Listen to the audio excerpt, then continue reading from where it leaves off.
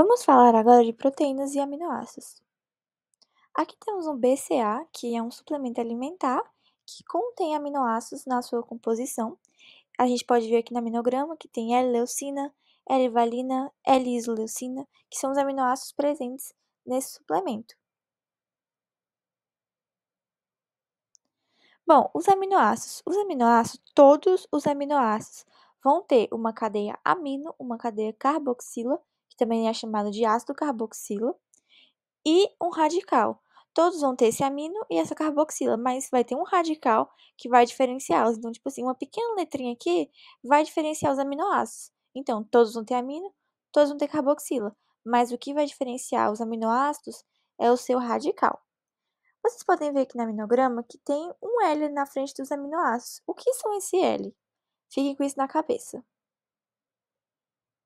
Bom, a classificação dos L-aminoácidos são os essenciais, que devem ser obtidos por meio da alimentação, a gente não é capaz de produzir, e os não essenciais, que o nosso corpo é capaz de produzir. Agora vamos entender por que tem um L antes de algum aminoácido, porque existe outro tipo de aminoácido chamado de D-aminoácidos. Vamos entender a diferença. A gente tem aqui L-alanina e D-alanina. Mas por que a alanina se divide, não só a alanina, tá, gente, mas vários outros aminoácidos se dividem dessa maneira, entre L e D? Bom, porque a sua fórmula molecular dos dois é igual, mas a sua fórmula estrutural é diferente. Por exemplo, a L-alanina, o hidrogênio está para a direita e na D-alanina está para a esquerda. Então, é como se a alanina fosse um nome de pessoa, por exemplo. Duas pessoas se chamam Júlia. A fórmula molecular, o nome delas é igual, mas a sua estrutura é pessoas diferentes, são pessoas diferentes, por mais que tenham o mesmo nome. Então a estrutura vai ser a fórmula estrutural. Foi essa forma, foi esse método que eu usei para na prova não errar. E eu acertei. Então, a fórmula molecular dos dois é igual, mas a sua fórmula estrutural é diferente. Vocês não precisam decorar a fórmula deles, tá, gente? É só vocês entenderem isso que eu acabei de explicar. Mesma coisa com gliceraldeído. A hidroxila, ela tá aqui no D para a direita e no L tá para a esquerda. E a fórmula molecular dos dois é igual.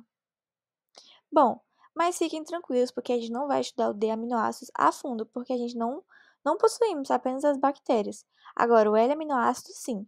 Eles têm, gente, um sabor adocicado e pode ser usado em adoçantes. Então, a gente pensa, quando vai tomar um adoçante, fica pensando, nossa, como isso aqui é tão doce se não tem açúcar, se não tem carboidrato? Então, é exatamente por isso, porque tem aminoácidos que têm um sabor adocicado, assim dando o sabor doce do adoçante. Então, adoçantes ou edulcorantes, ela pode usar esse termo na prova, edulcorante é a mesma coisa que adoçante, não possuem açúcar. Eles só ficam doces por causa do L-aminoácido. A gente tem aqui um exemplo, o adoçante aspartame, e ele vai ter dois aminoácidos, o aspartico e a fenilalanina. Aqui temos alguns aminoácidos que não precisa decorar isso. E a gente tem a fenilcetonúria. Lembra que eu falei que tem um aminoácido chamado fenilalanina? A fenilcetonúria é quando nosso corpo não consegue metabolizar. E o que acontece? Não consegue metabolizar? Vai ficar em excesso. A gente tem que ter esse aminoácido, mas também não pode ficar em excesso. E se fica em excesso, começa a produzir produtos tóxicos para os nossos neurônios. E por isso, os pacientes de cognição. O teste do pezinho ele serve para testar a presença de enzimas, porque no caso da fenilcetonúria, falta a enzima que metaboliza esse aminoácido.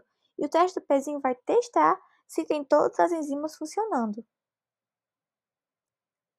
Agora vamos falar de ligações peptídicas. O que é as ligações peptídicas? A ligação de um aminoácido a outro.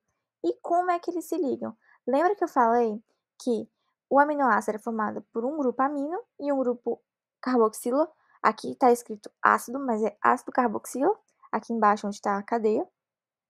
Então, como é que vai ser? Vai ser a junção de um grupo amino, de um aminoácido, com um grupo ácido carboxilo de outro aminoácido.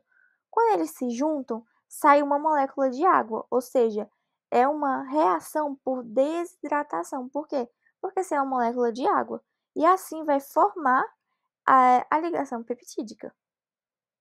Quando a gente tem um aminoácido mais um aminoácido, é um dipeptídico, três aminoácidos, tripeptídico.